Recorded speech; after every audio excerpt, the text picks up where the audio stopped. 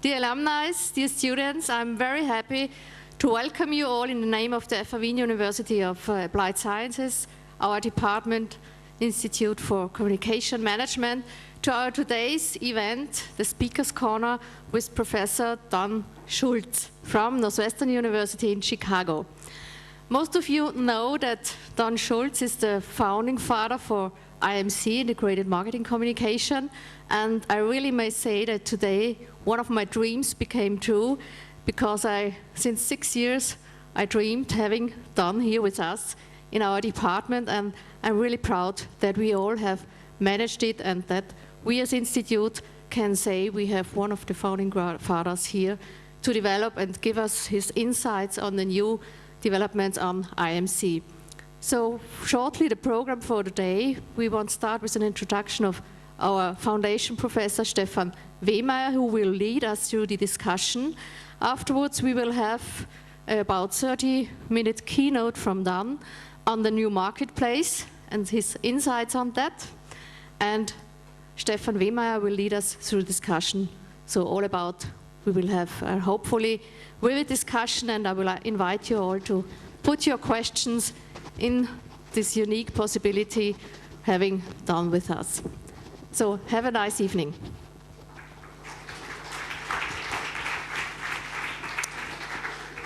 Well, ladies and gentlemen, introduction is, well, maybe not the right word. What I want to say is that, of course, we have one of the fathers of integrated marketing communication here in Vienna, and this is, of course, Professor Don Schultz, and we are happy that we have convinced him to come over to Vienna today.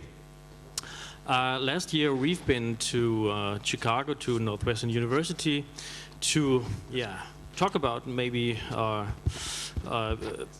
common research agendas or common teaching agendas, and of course this is an outcome of this visit. And we will have Frank Malone from Northwestern University in May, also in Vienna. So there is more or less a strong connection now between the FH Vienna and the Northwestern University. Sorry. When I say that Don Schultz is the father of IMC, I guess I can say that, right? That you are the father of IMC, or at least one of the fathers of IMC. Then, of course, we have to say that, well, this concept is now more than 20 years old.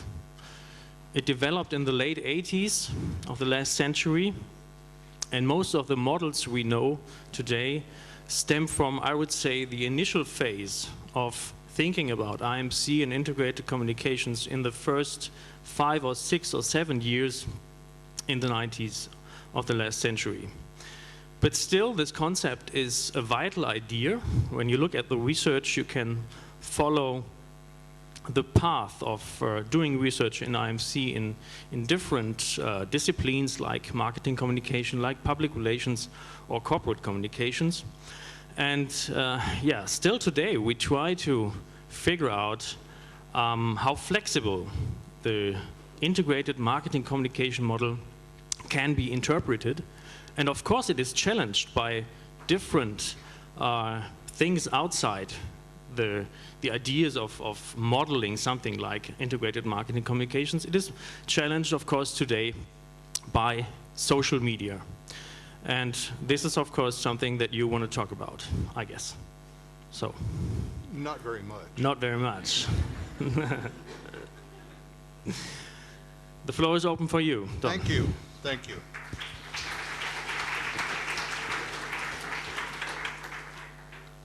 I feel a little like Celine Dion with this thing on my head. And I feel like I ought to break into song and there'd be big music behind me and all that sort of thing. But apparently not. Sure. Clearly, I haven't used this kind of thing very often. But it's, can you hear me? Yes, no? Those of you who can't hear me, say I can't hear you. Anyway, well, it's great to be back. I was here, I think, 2 years ago, and had a marvelous time. And apparently, whatever I said didn't create such a problem that it Didn't keep me from being invited back, so thank you for that. Can someone tell me which direction is east? Which direction is east? Does anyone know? That way? That way? All right, I need to know that because there's no clock in here, and so when the sun starts to come up, I will know that I've talked too long. Okay? How many of you, where are the professionals? The people who are actually consider themselves professional communicators, not students. Can you hold your hands up? Okay, I've got to avoid asking you questions primarily because if you can't answer them, I don't want to embarrass you. It's all right if students can't answer questions, but when the professionals can't answer the questions either, then you know you've got a problem. So anyway, what I want to try to do this evening, at least in this first part, is I want to talk about what I've already talked about. Anyway, I'm pleased to get anyway. What I want to talk about today is where is marketing communication, integrated or not, in the world. And what I really talked about when I was here before was this idea of a push and a pull marketplace. And the push and pull marketplace looked like this, and this is the way I visualized it.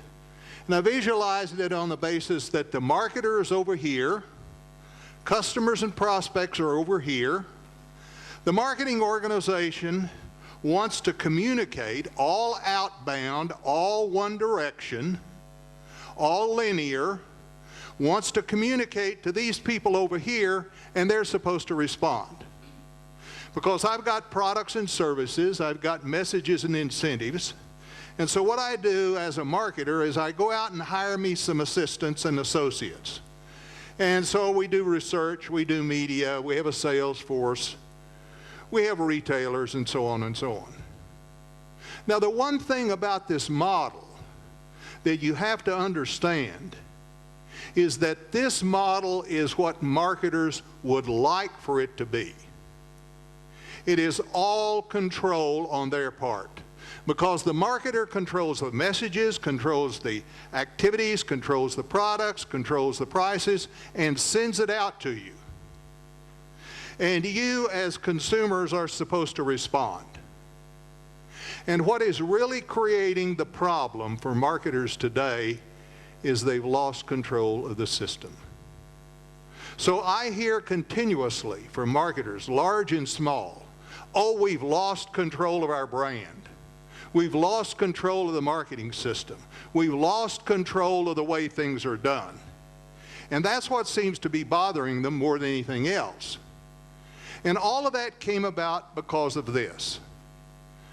In the 1990s, we gave consumers, or consumers acquired, technology, internet, Wi-Fi. We've got Wi-Fi signs up here outside. Is there anyone in this room who does not have a mobile telephone? Because I'm on a global search to find the last person who does not have a global telephone. The last one I found was in Australia, but I'm sure he's gotten one now because the Chinese are giving the Australians everything anyway. So we've got iPods and MP3 and search engines and cable and satellite and all those other things. And then what we started to see was social media. How many of you have watched the Japanese and the Japanese disaster? By handheld cameras, videos, all of those kind of things, people with cell phones.